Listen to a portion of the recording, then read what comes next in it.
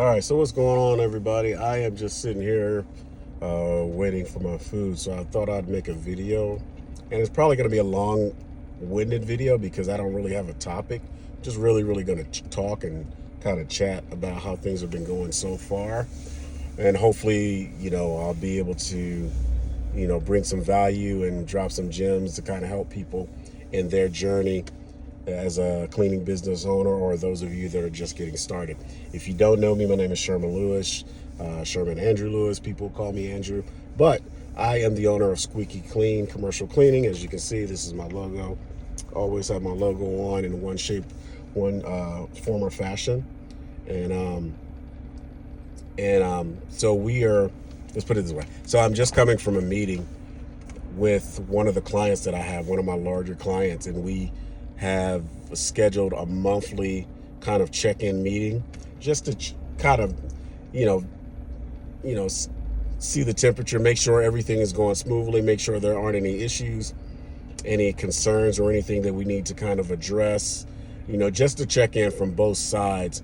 If they have issues, then we bring it to the table. If I have issues, I'll bring it to the table in these meetings. So this meeting was pretty easy because it wasn't really a whole lot.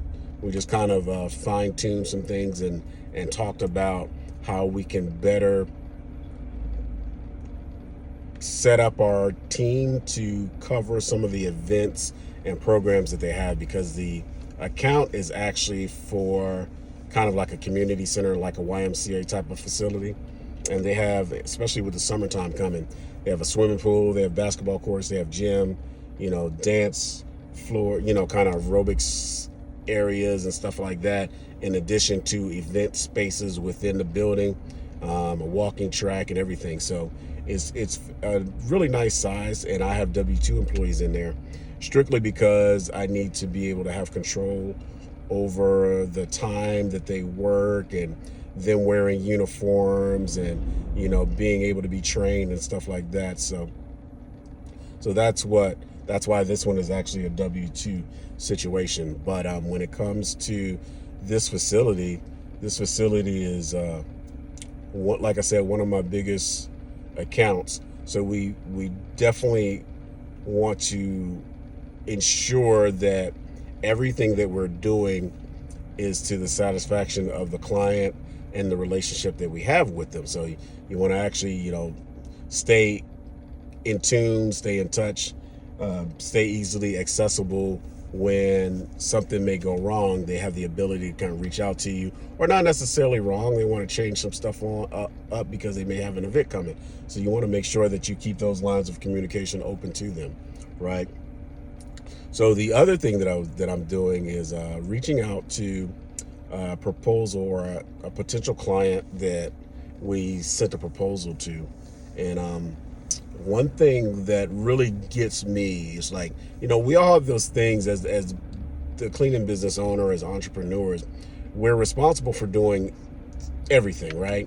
We are the cold caller, we're the salesperson, we're the accountant, the social media person, media manager, everything. You're doing everything, right? So one thing that I realize that I don't like doing is, well, actually it's three things I don't like doing. I don't like doing follow-ups. It's just not my thing. I don't really like it. It makes me feel like I'm begging. But that's a mental thing that I got to get past, right? So I've identified that that's something that I don't like doing. So it's a struggle for me to do it, but I have to intentionally make myself do it, right? The other thing I don't like doing is cold calling. I don't like cold calling, so I have VAs that do my cold calling, or I go a step further, which is even easier than using my VAs for cold calling, is I buy appointments or leads from AJ Simmons and Clean Biz Network lead generation service, right? So I do that, which I have a proposal, I'm sorry, not a proposal, but a walkthrough on Friday, I believe, for the third of my appointments.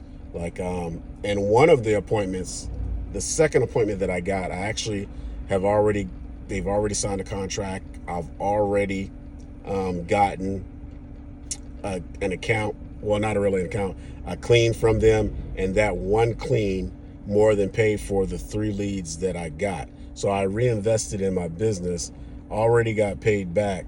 So it's as if I got the leads for free, because the account that I got, the one account that I got, I haven't even gone to the walkthrough for the second one, paid for all 3 leads. So make sure you change your mindset when it comes to, purchasing leads and stuff like that, and look at it as you're reinvesting back into your business, into yourself, and it's something that's a revenue generating action by paying for leads, getting qualified appointments, and then closing a deal. And once you close a deal, it pays for itself. So it's not, initially you come out of pocket, but you're going to get that money back if you close the deal like you should. So, we got to change our main mindset when it comes to reinvesting and leads and courses and programs and stuff like that. Anything to give you a leg up and give you an advantage, or put you in a position that's better than you were before, definitely worth it, right? So let's see what else. So the other thing that I was doing is, not today, but what I want to talk about is I created something, and I'm not really going to go in depth about it, but what you need to understand is that AI is here to stay, right? And if you don't learn it and you don't utilize it now, when it really takes off the way that it's going to, or the way that it's projected to take off, you're going to be behind the power curve, right?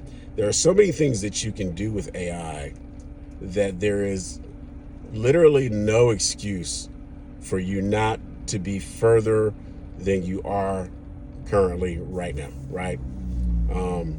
Just the other day, and I have VA, so if you aren't familiar, I have a VA staffing agency called Clean Success Staffing Solutions. And if you're interested in VAs that are pre-trained in CRM and cold calling, appointment setting, not even just stuff like that, but more administrative, where they can do any and everything for the most part, with the exception of maybe creating automations. I don't teach them or train them how to do that, but it's something that can be done.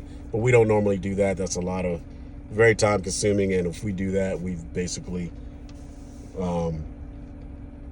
trained them on everything that they need to train, then they can go do something else. So not really doing that. Maybe on a case-by-case basis I will with my VAs, but not with all the other VAs. But I digress. I'm not going to keep going into that. But so my VA that I have right now has currently redone all my websites, right? I originally did it myself. Then I had my VA kind of, after a period of time, hey, go in there and look at my websites and let me know what you think. Can you redo them to kind of make them more modernized, make them look better and stuff like that? And she is an absolute superstar, so I appreciate her. But she has changed. She changed my business website, which is squeakyclean1911.com, but I'm probably going to change that. I'm going to get another website, but squeakyclean1911.com. Really, it looks really, really amazing. She also created my website, my branded website, which is ShermanLewisOfficial.com. That's a really, really beautiful. I love the way it turned out.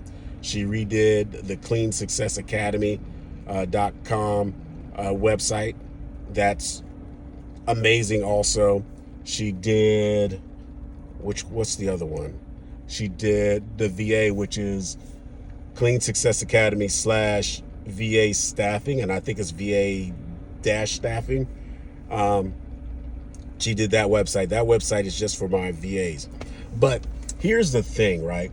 I was talking about AI and utilizing AI, and one thing we don't pay attention to is SEO and how the algorithm and stuff like that kind of sees your social media, your websites, all that other stuff, right?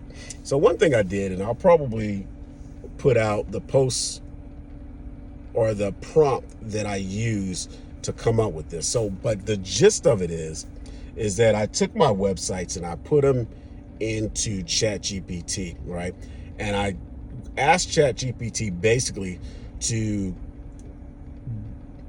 in a nutshell, evaluate the SEO strength of all of my websites and tell me what things needed to be added or changed in order to make my website SEO friendly so that it can be seen by the multitude of people. It can kind of be searched. It has a smooth flow, all this stuff, right? And I did that in ChatGPT. I think I did it in Claude, maybe not ChatGPT. Basically the same concept. But what it did was break it down to a point that it went through my website. It told me all the errors that were in there that weren't beneficial or strengthening for my website to be seen by others. And I was able to give that information to my VA.